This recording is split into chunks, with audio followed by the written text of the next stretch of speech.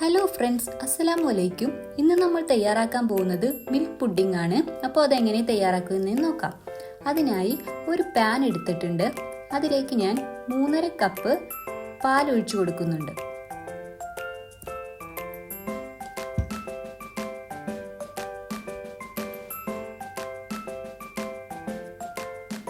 അതിലോട്ട് 1 table spoon നെയ്യ് ഒഴിക്കുന്നുണ്ട്.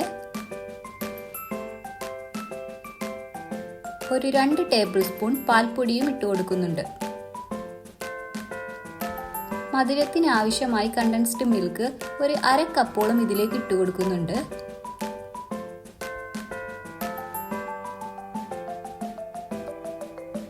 അതുപോലെ തന്നെ വാനില എസൻസ് ഒരു 1/2 ടീസ്പൂൺ അതുകൂടി ഇതിലോട്ട് ആഡ് ചെയ്യുന്നുണ്ട്.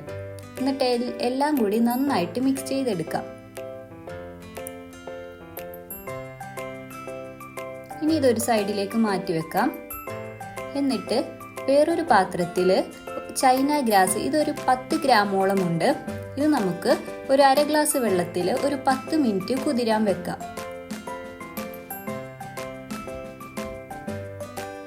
അതിനുശേഷം നമുക്ക് ഈ പാലിന്റെ മിക്സ് ഒന്ന് ചൂടാക്കാനായിട്ട് വെക്കാം. ഇതൊരു 10 മിനിറ്റോളം ഒന്ന് നന്നായിട്ട് ചൂടാക്കി വരണം. കുറച്ച് പാലൊക്കെ വറ്റി വരണം. ഇപ്പോൾ നമ്മുടെ ചൈന ഗ്രാസ് ഒന്ന് മെൽറ്റായി വന്നിട്ടുണ്ട്. ഇനി നമുക്ക് ഇതൊരു പാനിലോട്ടിട്ട് ഒന്ന് ചൂടാക്കി എടുക്കാം.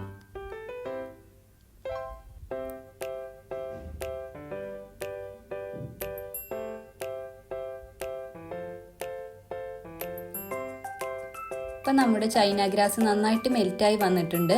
ഇനി നമുക്ക് 2 പാനിൻ്റെയും അടുപ്പ് ഓഫ് ചെയ്യാം.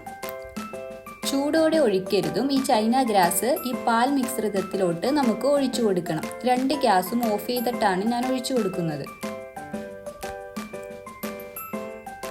എന്നിട്ട് ഇതെല്ലാം കൂടി നന്നായിട്ടൊന്ന് മിക്സ് ചെയ്തെടുക്കാം. ഇപ്പൊ നമ്മുടെ ബാറ്റർ തയ്യാറായിട്ടുണ്ട്. ഇനി ഒരു ബട്ടർ തടവിയ പാത്രത്തിലോട്ട് നമുക്ക് ഇത് ഒഴിച്ചു കൊടുക്കാം. ഇനി ഇതിന് ടോപ്പിങ്ങിനായിട്ട് കുറച്ച് ബദാമും പിസ്താഷ്യവും എടുത്തിട്ടുണ്ട്. അത് ഇതിലോട്ട് ഇട്ട് കൊടുക്കാം. ഇനി ഇത് റൂം ടെമ്പറേച്ചറിൽ നമുക്ക് സെറ്റ് ചെയ്യാൻ വെക്കാം. ഒരു 2-2.5 മണിക്കൂർ എടുത്തിട്ടുണ്ടാവും. ഇതിപ്പോൾ സെറ്റായി വന്നിട്ടുണ്ട്. ഇനി നമുക്ക് കട്ട് ചെയ്തെടുക്കാം. ഇനി നമുക്ക് ഇത് കഴിക്കുന്നതിന് മുന്നേ ഒരു 1/2 മണിക്കൂർ ഫ്രിഡ്ജിൽ വെച്ച് തണുപ്പിച്ചിട്ട് എടുക്കാം. അപ്പോൾ നല്ല ടേസ്റ്റ് ആയിരിക്കും.